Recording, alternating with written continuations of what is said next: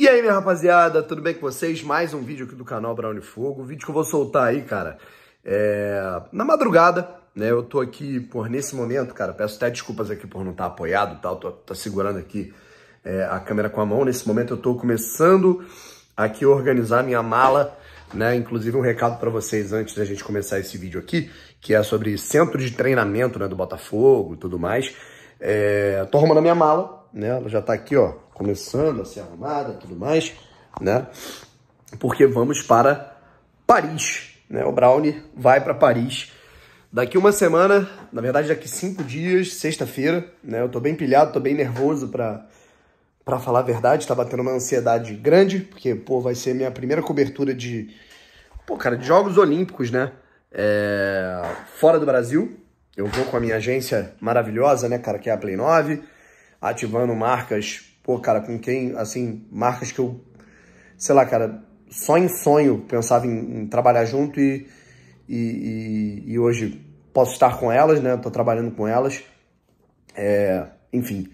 Então, é muito bacana, é muito gratificante, mas ao mesmo tempo, cara, vai ser muito trabalhoso e quem vai me dar aquele auxílio, aquele suporte bacana aqui no canal Brown Fogo em dia de jogo que eu não vou poder acompanhar porque eu vou estar cobrindo uma modalidade olímpica, dia de jogo do Botafogo que, vou estar enrolado com alguma gravação, né, com algum programa ao vivo e tudo mais, vai ser o meu grande amigo Bernardo do Central Botafogo, tá legal? Enfim, se inscreva aqui no canal Brown Fogo que a cobertura ela vai continuar a todo vapor, mesmo com a minha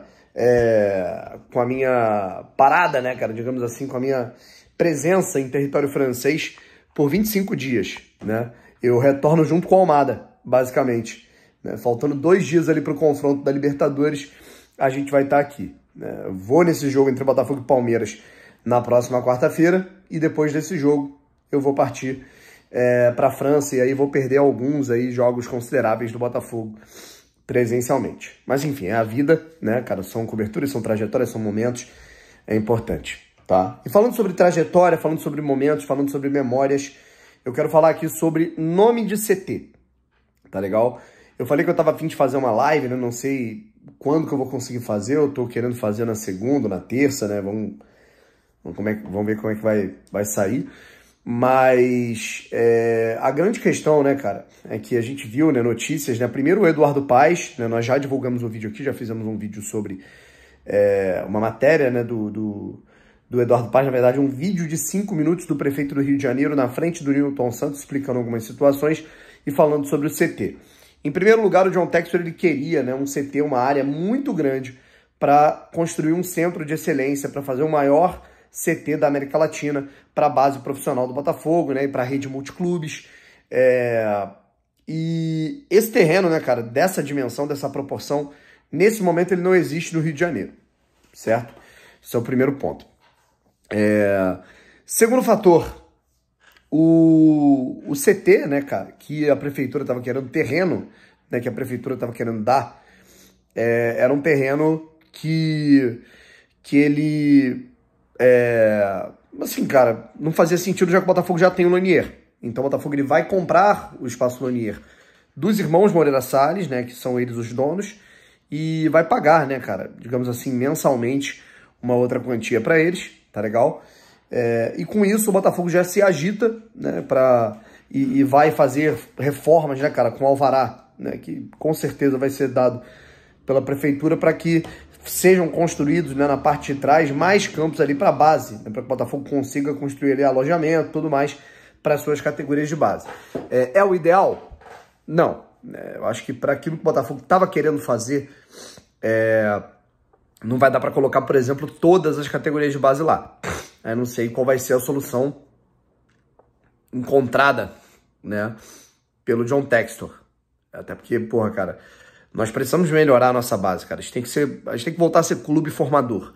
Isso é uma parada que vai demorar e que é primordial, é fundamental. Precisamos voltar a revelar grandes jogadores, tá? E a gente estamos longe disso. Mas, enfim, vamos ver o que vai dar para fazer. Se um outro terreno, cara, a prefeitura dando outro terreno, o Botafogo pode construir um CT da base próximo ali, da onde é o CT do Botafogo. Enfim, são possibilidades. E eu quero falar aqui um pouquinho sobre nome. A gente já teve a informação do Matheus Medeiros dizendo que o Botafogo ele deve utilizar naming rights, né? E aí vai, como a gente tem Neoquímica Arena, Allianz Parque, né? Liga Arena, a gente pode ter um CT, nome de marca, né? O que é completamente comum nos tempos atuais, né? Alguns clubes europeus já têm nome de marca no CT e é dinheiro, né, gente? É o que move o mercado hoje, é o que move o mundo dos negócios aí do futebol. Mas eu acho que seria interessante, né? Por trás do... A gente tem, né, cara? Pô, o Mané Garrincha, por exemplo, é Arena BSB. Né? E não deixa de ser o Mané Garrincha. Né? Então, custa nada, né? A gente, sei lá, cara, homenagear um grande ídolo e eu tenho o meu. Alguns sugerem Jairzinho, alguns sugerem Heleno de Freitas. Eu só discordo dessa ideia, daquela babaquice, aquela frase de meu Botafogo não é pra covarde. Primeiro que essa frase ela nunca foi dita pelo Heleno de Freitas. É, né? Uma frase de um script de um filme do Rodrigo Santoro. Então seria CT Rodrigo Santoro. Né? Segundo que essa frase é completamente genérica, cara. Tipo assim, o Heleno não falou aquilo. Né? O Heleno, inclusive, não tinha meio que esse perfil, né, de falar esse tipo de coisa. Né? Enfim, coisas que aquele filme construiu e que, se você lê o livro do Heleno, é completamente diferente. A minha ideia seria CT Didi, CT Valdir Pereira. E eu explico por quê para finalizar esse vídeo. E eu falei isso, fiz uma thread, né, um fio, uma matéria lá no meu Twitter, inclusive vou colocar aqui abaixo para vocês darem uma olhada. O Didi, na minha opinião, ele tem tudo a ver com a reconstrução do Botafogo. Porque ele foi um personagem de reconstruções. Ele foi um personagem de superações. E do jeito que o Botafogo está querendo fazer, porque o Botafogo não está querendo se superar na raça, né, na vontade, aos trancos e barrancos. Não, o Botafogo está querendo dar a volta por cima, né? Na organização, na bola, no futebol bonito, com jogadores de qualidade. E esse era o Didi, sabe? Didi foi contratado, Didi ele era jogador do Fluminense, rolaram entreveros lá em relação ao estilo, né, do Didi, que era um cara que ele gostava, ele é um maluco elegante, né, cara? Gostava de viver uma vida de astro. E com isso o Botafogo foi lá, fez uma oferta e o comprou do Fluminense na época por 2 milhões de cruzeiros. Didi chega ao Botafogo em 1957, 55 na verdade, e ele começa uma reformulação no Botafogo. O Botafogo estava há 9 anos sem ganhar um título carioca e desmoralizado, perdendo muito, até mesmo os jovens que chegavam, né, cara, como o caso do Garrincha, ainda não estava engrenando. E o Didi, simplesmente, junto ali do João Saldanha, que era o técnico, né, ele é um precursor dessa retomada do Botafogo, de autoestima, de bola jogada, de condução de meio campo. E é dessa maneira que o Botafogo faz 6-2, aplica a maior goleada da história dos campeonatos cariocas em finais. E o Botafogo vence o Fluminense, né, cara, que era badalado à época. E o Didi, ele cumpre uma promessa, ele vai de General Severiano, veste o manequinho e vai de General Severiano até a sua casa em Laranjeiras. Depois disso, o Didi vai para a Copa de 58. Além de ter sido o melhor jogador da Copa do Mundo, o Didi foi o melhor jogador do mundo em 1958. Foi apelidado pela FIFA de Mr. Football, né? Que inclusive era o nome do prêmio. E com isso, né, a gente teve o Didi dizendo, né, aconselhando o técnico da seleção brasileira, né, que era o Feola, a escalar, né, o Garrincha, que estava na hora. Né? E aí o Garrincha foi escalado contra a União Soviética e o resto é história. O Brasil chega na final contra a Suécia, toma o primeiro gol, e apesar do Brasil ter o melhor futebol do mundo, né, naquela competição, o Brasil ainda era aquele time que era tido como, na hora H, amarela. Foi assim em 54 contra a Hungria, foi assim nas Copas da década de 30, foi assim na Copa de 50 contra o Uruguai. Então era um time que estava muito pressionado pela final, e aos 4 minutos a Suécia abre o placar. O Didi, no fundo das redes, ele vai lá, pega a bola e vai caminhando lentamente para o meio campo, enquanto o estádio inteiro, né, que o jogo era na Suécia, comemorava. E ele falando para os caras, acabou, calma, o jogo é nosso, a gente é muito melhor que os caras. E na primeira oportunidade ele já dá um lançamento absurdo pro Garrincha, que quase marca o gol. No fim das contas, 5-2, Didi foi eleito o melhor jogador da partida, apesar de não ter marcado gols, deu acho que 3 assistências no jogo, enfim. Em 1962 ele também conduz, né, cara, de maneira importante, o título, quando a gente tem a lesão do Pelé, entra o Amarildo, que, assim, pra quem não sabe, o Amarildo era um jogador esquentadíssimo, né, cara? Um cara que ele caía na pilha, dava soco em zagueiro, era expulso. E aí, cara, numa Copa do Mundo isso podia ser fatal. O Didi pegou ele pelo gogó assim e falou, meu irmão, ó, o negócio é o seguinte, tu vai jogar do jeito que tu sabe fazer, mas se um zagueiro da Espanha te provocar, o que tu vai fazer? Vou meter a porrada nele. Ele falou, vai meter a porrada, desculpa o palavrão, tá, gente, mas vai meter a porrada ao caralho. Você vai ficar quieto e vai jogar bola, que é isso que você sabe fazer. No primeiro tempo, né, o que consta nos livros, né, é de que o Amarildo estava meio nervoso, estava jogando mal. O Brasil perdia por 1-0.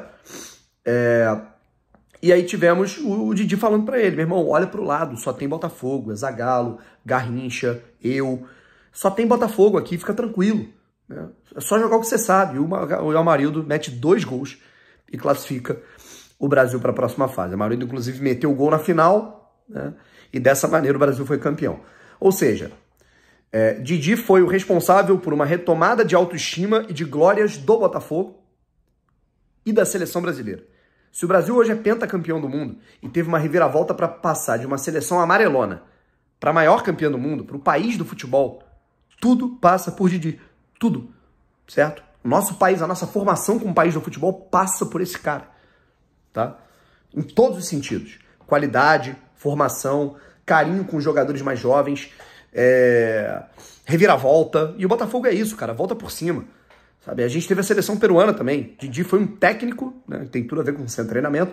Didi foi treinador da seleção peruana. É considerado até hoje o maior treinador da história do Peru, classificando a seleção peruana para sua segunda Copa do Mundo. E, até hoje, é o maior resultado, é o maior desempenho da história do Peru em Copas do Mundo, chegando às quartas de final da Copa de 70 e só perdendo para o Brasil. Aquele Brasil absurdo, né? De Carlos Alberto Torres, Jairzinho, Pelé, Tostão, Rivelino. Então, assim, cara, a gente tá falando de um cara que ele fez história, ele revigorou as energias de 3 entidades, né, digamos assim, a gente tá falando de 2 nações e uma instituição que simboliza o futebol brasileiro. Botafogo, seleção peruana e seleção brasileira. Botafogo, Brasil e Peru. Um clube gigante e 2 países, simples, 2 nações. Então, assim, cara, o Didi, na minha visão, é um cara que ele tem tudo a ver com isso, cara, de você relembrar o passado, viver o presente, construir o futuro, que é o que o Botafogo tem como slogan, inclusive no seu uniforme. O Didi simboliza esse futebol bonito, a formação do atleta, o futebol bem jogado, o futebol de classe, né? Simboliza tudo isso, simboliza a luta, inclusive contra o racismo que ele teve que ter em diversos clubes por onde passou, né? Inclusive no Real Madrid, né? E simboliza reviravolta, volta por cima, que é o que o Botafogo quer fazer. O Botafogo quer dar a volta por cima, já está dando, e quer ser campeão, quer ser um clube formador, quer ser o que já foi, só que de uma maneira nova. Então, pra mim, cara, não tem personagem que simbolize melhor isso do que Didi, sabe? Nós temos Nilton Santos, mas Nilton Santos já é o nome do nosso estádio. Tem o Garrincha, né, cara? Mas o Garrincha, nós já batizamos um estádio que já tivemos do nome dele, e já temos o palco lá de Brasília, porque homenageia de maneira muito simbólica. Eu acho que falta essa homenagem ao Didi, sabe? Que é o nosso 3º maior ídolo de toda a história, e eu diria que seria muito impactante, né? A gente ter o Didi como esse cara homenageado, ter um CT Didi, CT Valdir Pereira, e aí quando nós tivermos a chegada, né, cara, desses naming rights, aí beleza, a gente substitui tudo mais, mas eu acho que essa homenagem seria muito linda. Valeu? Tamo junto, quero saber o que vocês acham. Um abraço e fui.